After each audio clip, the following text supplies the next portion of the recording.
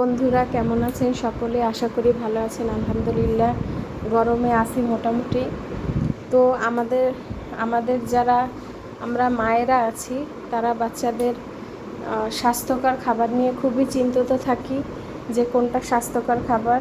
তো আপনাদের যাদের বেবিদের হচ্ছে 16-17 মাস বা 6 মাসের উপরে তারা এই বেবি ওটসটা খাওয়াতে পারেন। আমি আমার বাবুকে খাওয়াই, খুবই হেলদি এবং স্বাস্থ্যকর। এর মধ্যে আছে ভিটামিন বি, ক্যালসিয়াম, ম্যাগনেসিয়াম, যেটা হাড় ও দাঁত মজবুত করে এবং শরীরের জন্য মস্তিষ্কের জন্য খুবই ভালো।